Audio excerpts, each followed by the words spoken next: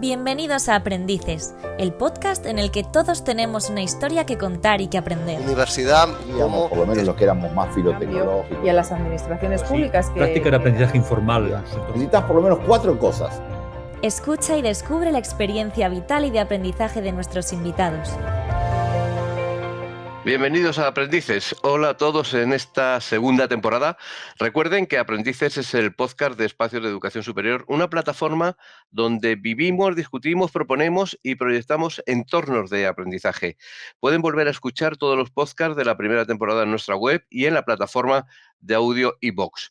Y hoy tenemos la suerte de contar con nosotros con Judith Schultz, uruguaya, de Montevideo, ingeniera eléctrica, en Venezuela, y uno de los nombres más prestigiosos de toda Latinoamérica en innovación y política universitaria y científica.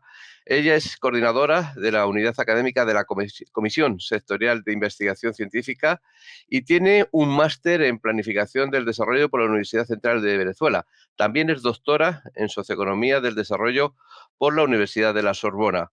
Hola Judith, ¿qué tal? Gracias por estar aquí. ¿Qué tal? Qué lindo estar en contacto con ustedes. Muy bien, pues el placer es nuestro porque lo primero, un poco por contarte cómo hacemos siempre en este podcast, empezamos un poco por el recuerdo de nuestros años más jóvenes, el recuerdo de los años universitarios. Y la primera pregunta es, ¿por qué decidiste estudiar ingeniería y cómo fue tu experiencia? Porque siendo tú uruguaya, estudiaste en Venezuela. Bueno, a ver, ¿por qué decidí estudiar ingeniería? Es una pregunta que me da un poco de vergüenza contestar. Pero si tengo que ser honesta, les voy a decir que sin saberlo, cuando tuve que elegir carrera, en el Uruguay elegíamos carrera a los 16 años, al terminar los 4 primeros años de liceo, para entrar al PREP, lo que se llamaba el preparatorio, que ya estaba orientado a una carrera, no a un área, a una carrera. Uh-huh. O sea que a los 16 años tuve que elegir. Y como decían que las mujeres eran muy burras, en ingeniería era muy difícil y yo quería demostrar que las mujeres no éramos burras, entonces decidí estudiar ingeniería. Lo cual es una razón absolutamente absurda, pero creo que esa fue la razón fundamental por la cual decidí estudiar ingeniería. ¿Y lo hiciste en Venezuela? No. El asunto es así. Yo ingresé a la universidad en el año 1965. Y si me permiten una pequeña digresión, todavía recuerdo con vergüenza la vergüenza que me dio que mi padre, inmigrante, yo soy primera generación en el Uruguay, me acompañara a la facultad sin entender lo que significaba para ese inmigrante que no había podido estudiar, que su hija llegara a la universidad. Pero claro, a los 18 años que te acompañe tu papá a la facultad, en fin, no es lo que más le gusta a uno. Yo estudié en el Uruguay muchos años, hasta el año 73, donde me faltaban pocas asignaturas para graduarme. Pero ahí vino la dictadura. Yo era profesora de matemáticas en la Facultad de Medicina, y bueno, llegó la dictadura, me echaron como a todo el mundo de la facultad, y ahí emigré a la Argentina.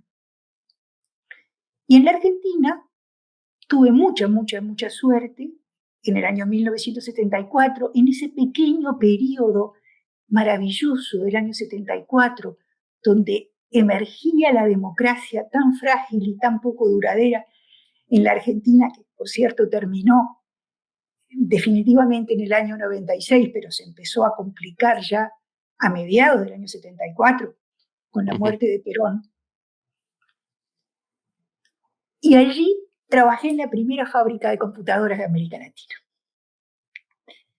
lo cual fue un trabajo maravilloso. Yo era una ayudante que lo único que hacía era que cuando el jefe de diseño de hardware llenaba el pizarrón de señales diciendo, y la señal entra por acá y le pasa tal cosa y sale por acá y hace esto, yo durante la tarde tenía que revisar paso por paso y verificar que eso estaba bien, lo cual era maravilloso.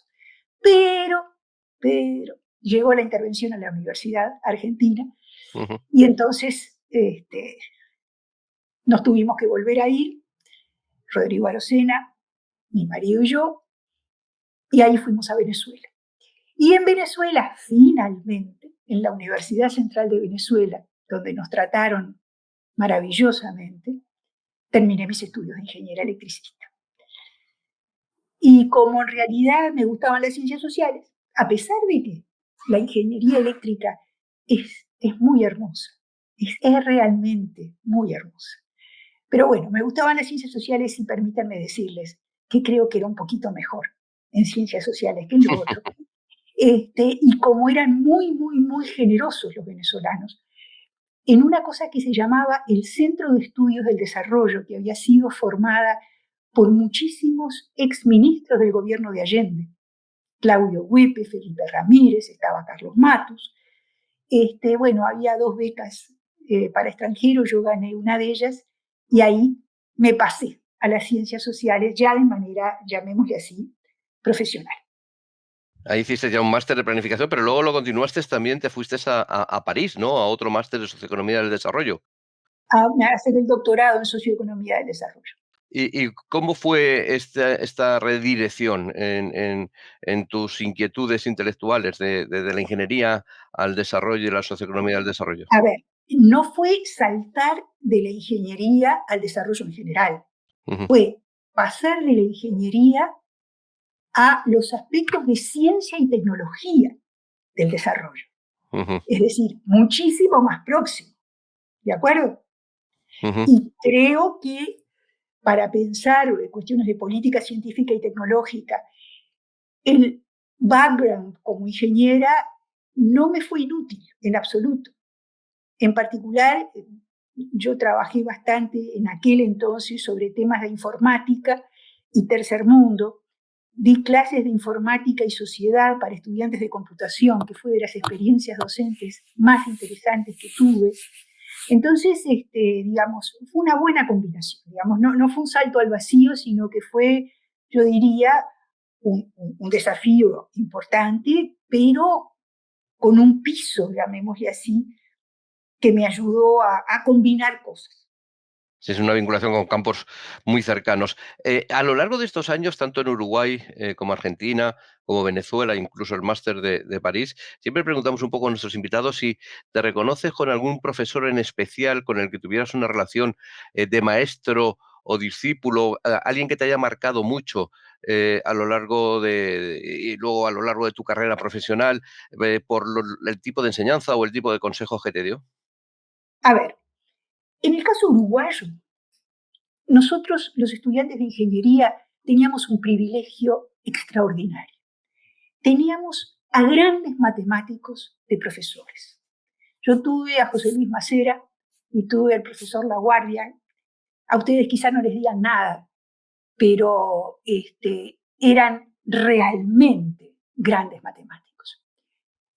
Y entonces, uno era como escuchar a Mozart y el otro era como escuchar a Schoenberg. Es decir, estilos muy distintos. Pero creo que ese contacto temprano, a los 18 años, 19 años, con gente que investiga, que crea y que como docentes se muestran como creadores e investigadores, no simplemente como repetidores de ciertas cosas que nosotros teníamos que aprender. No sé exactamente de qué manera, pero creo que sin duda alguna me marcaron, sin duda alguna.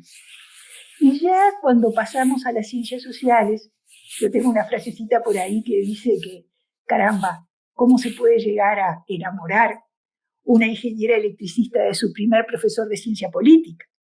Y allí el que fue director del CENDES, el profesor Heinz Sontag, que daba el curso de teoría del Estado en el Centro de Estudios del Desarrollo, que era uno de los cursos comunes a la maestría en planificación del desarrollo, y tengo un recuerdo de deslumbramiento, realmente de deslumbramiento.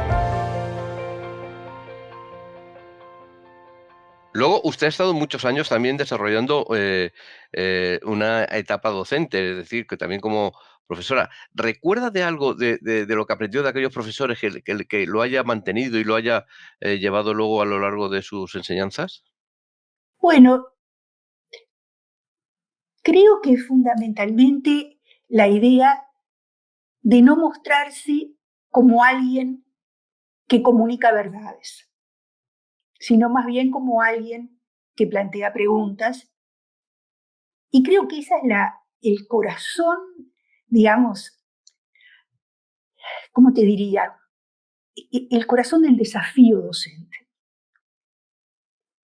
Porque tú podés contar lo mismo de muchas maneras distintas.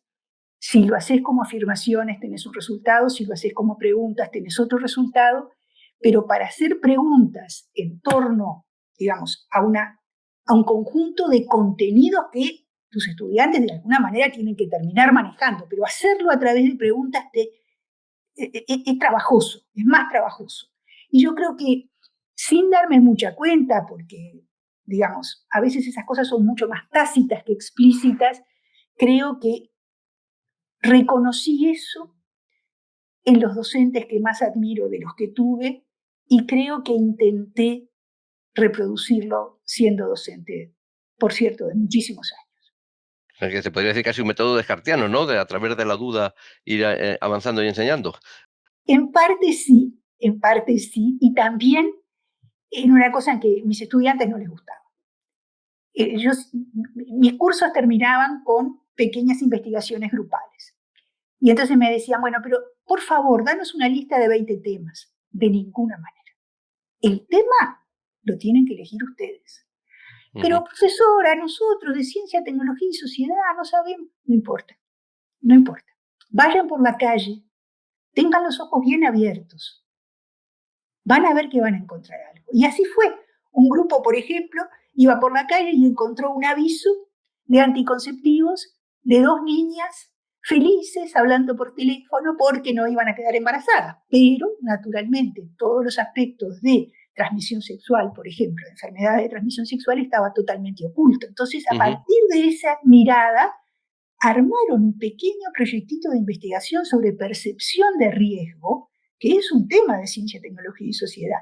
Es decir, la insistencia en elegir la pregunta es una parte sustantiva del aprendizaje. Eso, al final tuve que ceder, Sí. pero durante muchos años me resistí.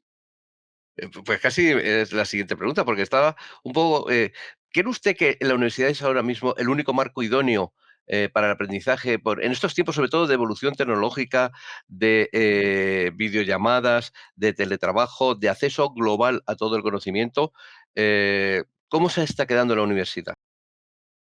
Bueno, a ver, las formas del aprendizaje son muy diversas. Y no cabe ninguna duda que se aprende en cualquier actividad realizada con un mínimo de cabeza abierta, porque incluso en tareas de tipo relativamente rutinario, si la cabeza está abierta, me di cuenta que esto no es idéntico a lo que pasó antes y dónde está la diferencia y cuál es su origen. Y en esa indagatoria los procesos de aprendizaje, de explicación, de medición pueden estar presentes. Ahora, la universidad lo que da es la sistematización de todo eso. Y esa sistematización es lo que permite ampliar la base explicativa, porque sin una base explicativa sólida, fuerte y amplia, los aprendizajes se hacen por prueba y error. Y la prueba y error es una cosa que está bien, pero que si se puede complementar con una base explicativa sólida, que es lo que da la sistematización de la formación universitaria, mucho mejor. En España últimamente, en los últimos años o décadas, se está entendiendo el paso de la universidad como un paso necesario, imprescindible, pero para el salto al mercado profesional. ¿Y no cree usted que a veces estamos olvidando pues, necesidades sociales o la posibilidad de que la universidad sea también un motor social, que lo ceñimos mucho al estudio para el mercado profesional solo? Bueno, a ver, estás hablando con una universitaria latinoamericana. Y nosotros los latinoamericanos, nosotras las latinoamericanas, tenemos la herencia de la Reforma de Córdoba. Yo no sé si ustedes saben lo que es la Reforma de Córdoba, se las cuento en 2 palabras. En 1918, los estudiantes de medicina de la Facultad de Córdoba, una universidad confesional de corte colonial, escribieron una cosa que se llama el Manifiesto Liminar de Córdoba, que empieza diciendo a los hombres libres de América. Y en ese manifiesto, que lo pueden encontrar en la web, pongan simplemente Manifiesto de Córdoba, hay una frase que dice: de ahora en adelante, solo serán profesores en la República Universitaria los que cultiven la verdad, la belleza y el bien. La idea de cultivar la verdad es claramente consustantiva con las universidades, pero cultivar el bien, ¿ustedes dirían que cultivar el bien? Sí, cultivar el bien es parte de lo que la Universidad Latinoamericana, a través del concepto de extensión universitaria, compromiso social, construcción de ciudadanía a través del cogobierno, conquistado a mediados del siglo XX a través de luchas muy importantes en la región, yo diría que la universidad es un espacio de construcción de ciudadanía por aquello que decía, creo que era Rabelais: ciencia sin conciencia es la muerte del alma. Ujú. Entonces, esa conciencia no se puede dejar sobre las espaldas como una mochila de cada uno. Es una construcción colectiva y es una construcción institucional.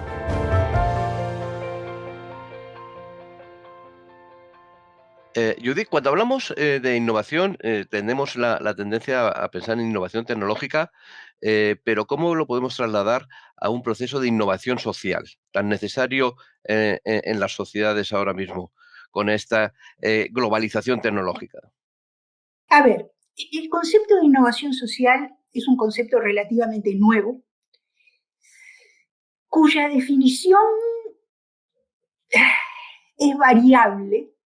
Algunos definen la innovación social como aquella que tiene objetivos sociales, pero hay innovaciones tecnológicas que también tienen objetivos sociales. Entonces, es solo el objetivo lo que define la innovación social, es la organización, es complejo. Ahora, lo que sí está claro, me parece a mí, es que hay innovaciones que están orientadas a mejorar la calidad de vida de la gente más postergada. Y a mí me parece que cultivar esas innovaciones es muy importante porque son innovaciones que están fuera del mercado, por el hecho de que están dirigidas a personas vulnerables. Probablemente, digamos, el mercado habitual del consumidor que compra la innovación está fuera del partido, digamos.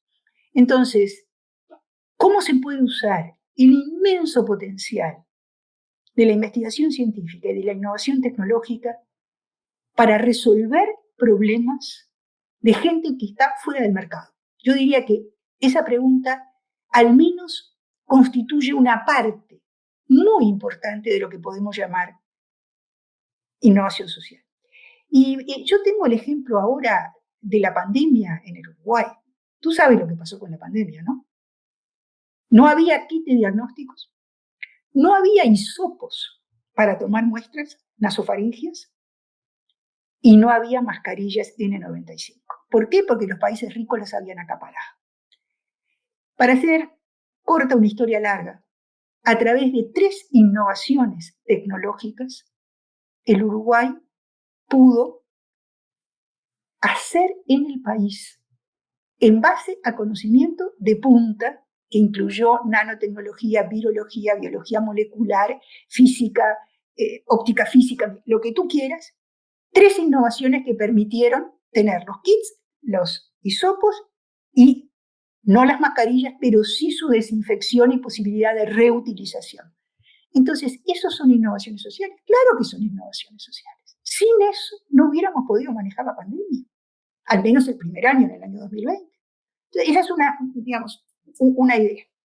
Sí, porque fue un ejemplo muy claro la pandemia del COVID en todo el mundo, la escasez de determinados productos y material sanitario, y ahí es donde se vio quizá diferencia o el desequilibrio entre los países más ricos y los países más pobres y los retrasos que hubo. Pero esto también un poco lo estamos viviendo en las sociedades de nuestros países. Cada vez hay más distancia entre las capas humildes y las capas más ricas, ¿no? Eso es una cosa tremenda, ¿no? Te das cuenta que nos prometieron el contrato social de la modernidad. ¿Qué nos prometió? Más ciencia, más tecnología, más felicidad colectiva. Y no es así. No es así. Durante muchísimos años hubo una hipótesis, es la hipótesis de la Comisión Económica para América Latina y el Caribe, es decir, CEPAL, que decía, bueno, la ciencia y la tecnología tienen que servir para el crecimiento económico. Cuando tengamos crecimiento económico vamos a poder tener un espacio fiscal que nos va a permitir derramar a través de políticas sociales y entonces vamos a levantar el bote para todos. No funcionó. Por eso mismo, yo no estoy diciendo que no tengamos que tener ciencia y tecnología para que las empresas sean más competitivas y por lo tanto crezcan y por lo tanto generen impuestos. De ninguna manera estoy diciendo que eso no sea fundamental, siempre y cuando se haga sin comprometer el futuro a través de situaciones de contaminación ambiental muy tremendas. Lo que digo es que hay toda otra dirección de la investigación científica y de la innovación tecnológica que tienen que estar orientadas a resolver los problemas de la gente, aunque ya hayan sido resueltos de otra manera para los consumidores ricos. Y ese es su mirada. A nosotros nos pasó el asunto de desinfectar de manera barata tanto las mascarillas como en las salas de CTI. Había habido una publicación en el año 2018 de un bioquímico que lo había hecho para su propio laboratorio y que tenían el título Low Cost. Empezaron a llamar de Japón. Llegó la pandemia en 2020 y empezaron a escribirle, porque leyeron ese artículo, de Japón y de Estados Unidos. A ver cómo, un poquito más de detalle, a ver si ellos podían a su vez, porque claro, es decir, la necesidad de desinfectar se expandió de manera exponencial. No tenían cómo. Entonces digo, son dos cosas diferentes. Las dos hacen falta, pero para la primera hay mercado y para la segunda no. Y eso es muy preocupante. Yo no estoy diciendo con esto que vamos a arreglar la situación de los que están abajo, solo con ciencia y tecnología.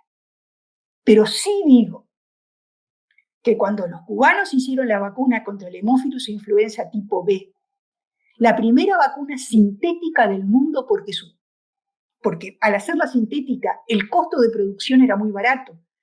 Las normales son biológicas fermentadas, su proceso de producción es muy caro. Pudieron vacunar a todos sus niños. Entonces hicieron una solución que estuviera dentro del rango de lo que podían pagar. Eso es fundamental, porque una vacuna que salva a niños de países ricos y sigue no permitiendo que se salven niños de países pobres, eso no es ciencia y tecnología para la igualdad, como debiera, ¿no? Usted está presente en instituciones tanto de Uruguay como de Latinoamérica, muy volcadas en toda la parte del desarrollo tecnológico. Hay mucha distancia con Estados Unidos, Europa y Latinoamérica, y existe una colaboración especial en el caso, por ejemplo, de la Unión Europea, Latinoamérica o España, Uruguay. Hay mucha colaboración, muchísima colaboración, y yo diría que más que institucional, capilar, es decir, investigadores con investigadores, muchísima. Y con España, yo no les puedo decir. Una vez hicimos un estudio en la Comisión Sectorial de Investigación Científica, lo que nosotros le llamamos la CSIC, porque es la comisión, no el CSIC, que es vuestro consejo, que tenemos un programa de pasantías. Y cuando fuimos a ver las instituciones de destino, a dónde iban nuestros investigadores, estaban todos los hospitales de España. Todos los hospitales universitarios de España eran lugar de destino de investigadores clínicos uruguayos. Es muchísima la interacción. Y cuando miramos el otro programa, que es una especie de programa espejo, que es la invitación a profesores visitantes, La cantidad que vienen de España, de Europa, es muy, muy alta. Ujú. También es cierto que las cosas un poco van por rubro. Por ejemplo, los agrarios nos resultan muy caros, porque ¿saben a dónde van? A Australia y a Nueva Zelanda. Ah, No les quiero contar lo que cuestan los pasajes. Pero no, en general Europa y muy en particular España tenemos con ellos una vinculación muy académica, intelectual, muy muy.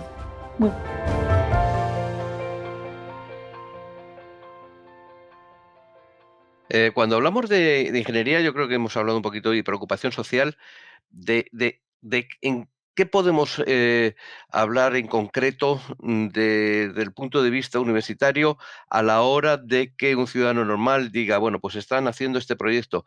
Yo creo que lo he explicado muy bien en toda la parte relacionada con pandemia COVID, pero ¿hay algo más de capacidad de empoderamiento del ciudadano también, de la capacidad de poder salir de los conductos y poder acceder o a exponer problemas o a tomar o pedir decisiones que vayan más allá de lo que es el ámbito, los cauces políticos?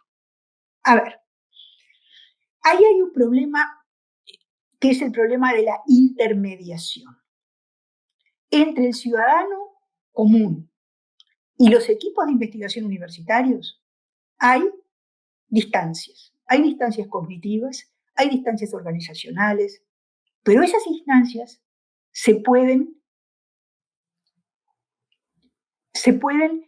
transformar en espacios de comunicación si se construyen puentes. Los puentes no se pueden construir en general de manera individual, tienen que ser puentes construidos institucionalmente. Nosotros tenemos un programa que se llama Investigación e Innovación orientado a la inclusión social. Entonces, por ejemplo, para darles una idea de hasta qué punto ese programa puede servir para eso que tú decías, es decir, la preocupación de alguna gente por obtener conocimiento universitario para colaborar en la solución de sus problemas. Uno de esos proyectos, por ejemplo, tuvo que ver con la comunidad trans en el Uruguay. Era una comunidad que no se conocía.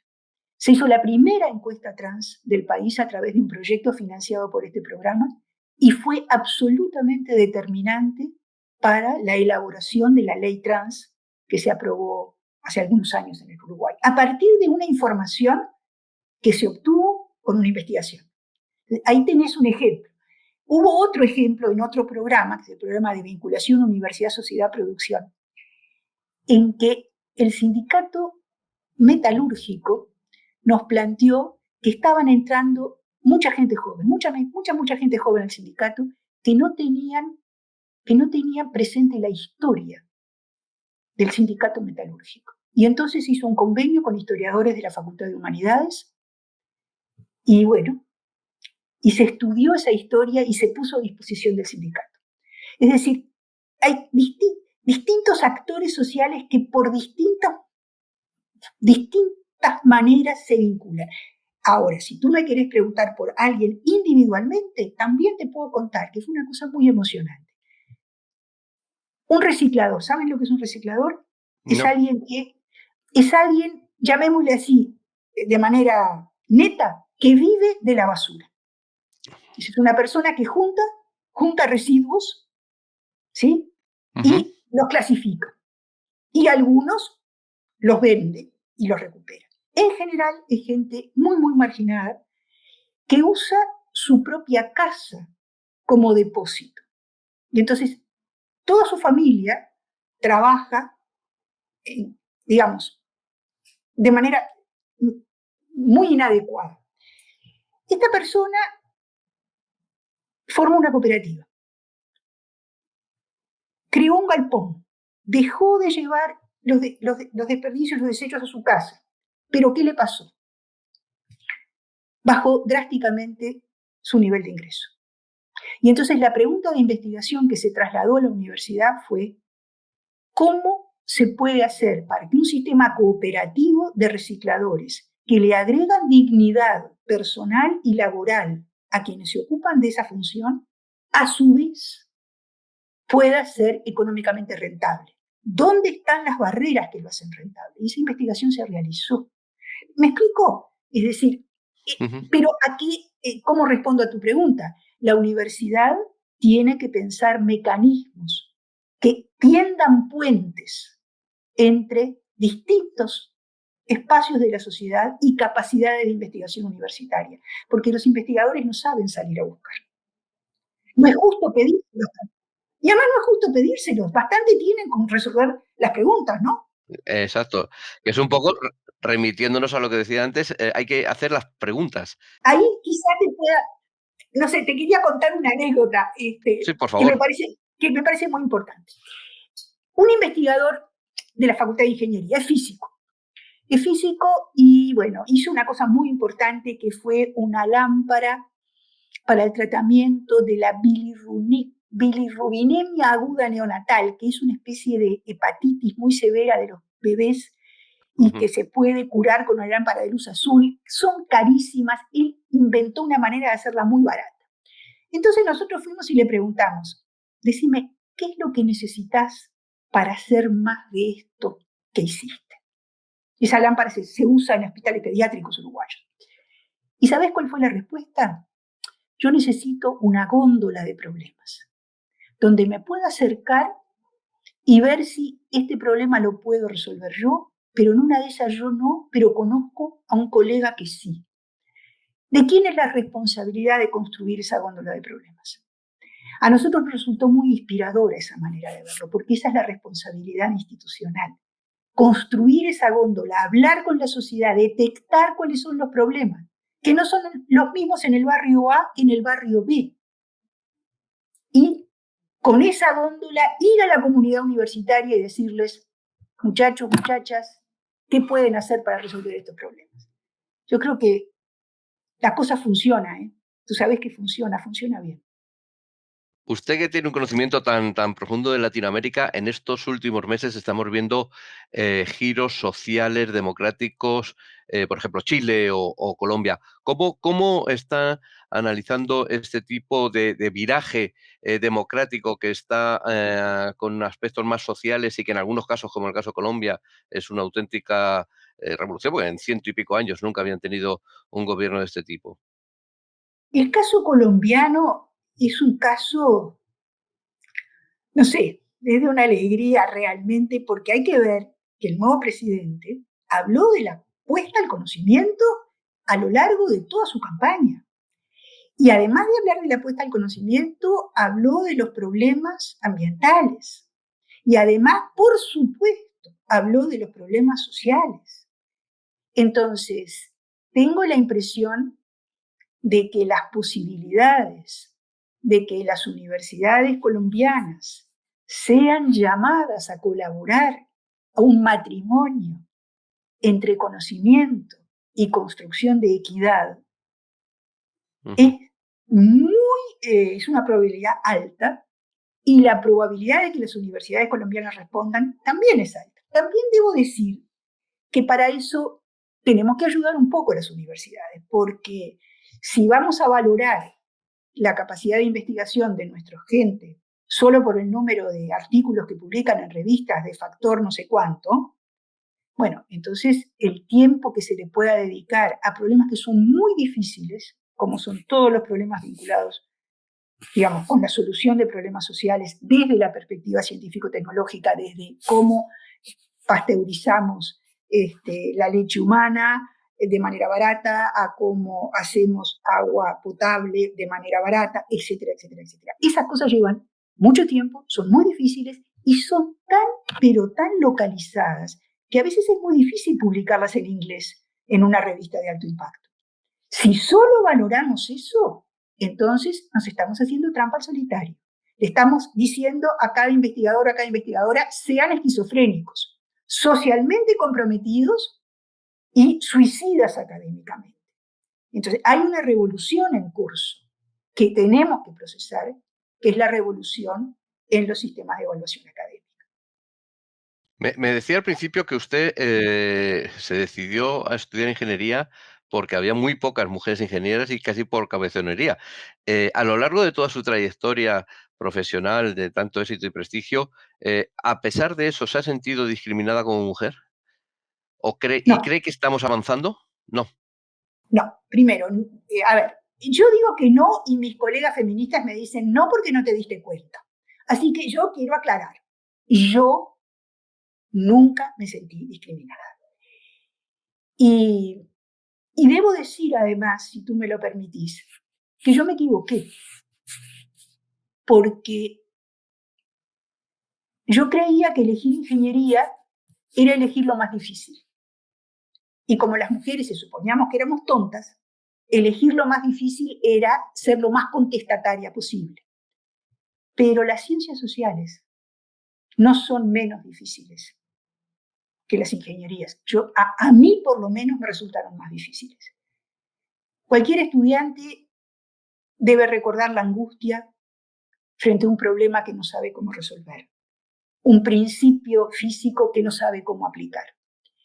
Y la angustia de los que trabajamos en ciencias sociales, cuando realmente la dinámica de la vida social se nos escapa y no somos capaces de aprenderla, no es menor. O sea que la idea de que ellos son los inteligentes o ellas son las inteligentes porque hacen matemática, física, ingeniería, y nosotros somos un poco, porque hacemos ciencias sociales.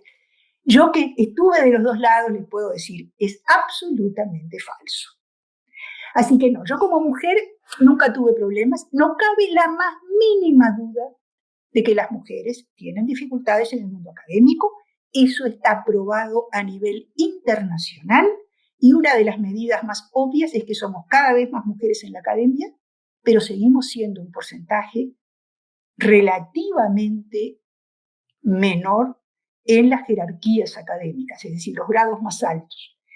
Y eso se debe a dos cosas. Una muy obvia, y es que la maternidad retrasa la producción de aquellas cosas que se valoran y por lo tanto llegamos tarde. Ahora, alguna gente dice, bueno, espera lo suficiente. Espera, dado que cada vez son más mujeres las que entran al mundo académico, en algún momento la paridad va a llegar. Yo creo que eso es falso. Es como Aquiles y la tortuga, no va a llegar y hay que implementar políticas específicas. Algunas tendencias dicen vamos a ayudar a que las mujeres trabajen como los hombres.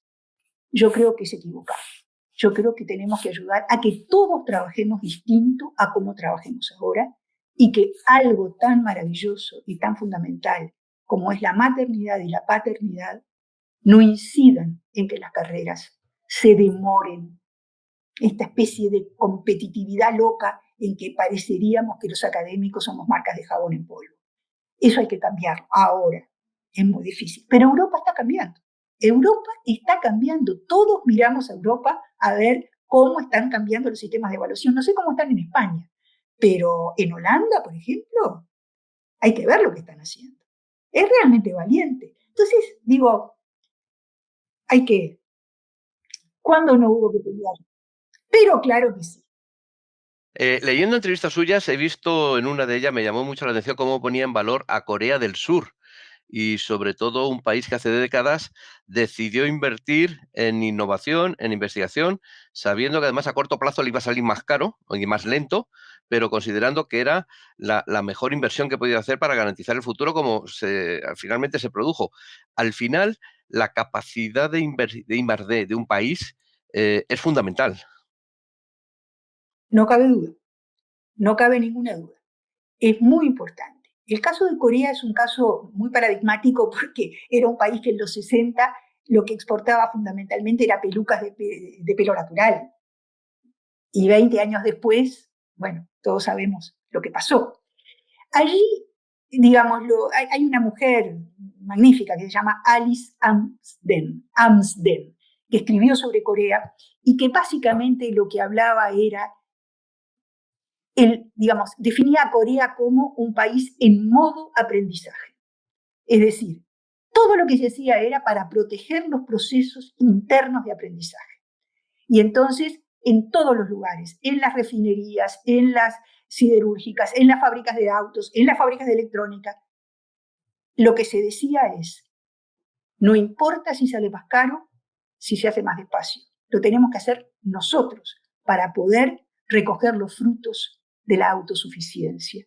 Entonces, esa filosofía fue muy importante. Naturalmente, también hay que decir que Corea hizo esas cosas con un gobierno dictatorial y que también tuvo un apoyo muy grande en muchos sentidos norteamericano, porque era el país que después de la guerra de Corea estaba conteniendo a Corea del Norte y a China. Es decir, las condiciones geopolíticas de Corea es muy... no podemos aislar las cosas. En ese sentido, a mí siempre me pareció maravillosa la historia de Ericsson, porque cuando el gobierno sueco resolvió comprarle a Ericsson un sistema de telecomunicaciones, la única cosa inteligente que podía hacer, de acuerdo a la norma, era cruzar el Báltico y comprárselo a la Siemens en Alemania. Y en vez de eso, ¿qué hizo? Le dijo a la Ericsson: si tú me haces esto con estas características técnicas, en este plazo y con este precio, te lo compro a ti. Le abrió la enorme oportunidad de aprendizaje a Ericsson, que se transformó en lo que es, de una pequeña empresa local en una enorme empresa multinacional. Entonces, creer en uno mismo, abrir oportunidades de aprendizaje, correr el riesgo. Bueno, esa es una lección que América Latina no aprende. Eso es cierto.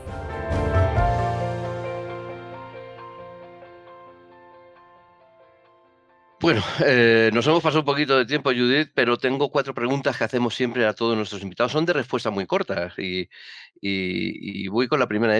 ¿Qué es lo que te ha dado miedo aprender en la vida y nunca has hecho?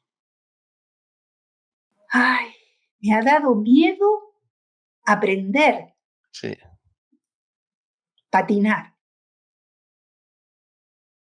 ¿Cuándo se para de aprender? Nunca. ¿Qué te gustaría no haber aprendido? Qué pregunta tan difícil.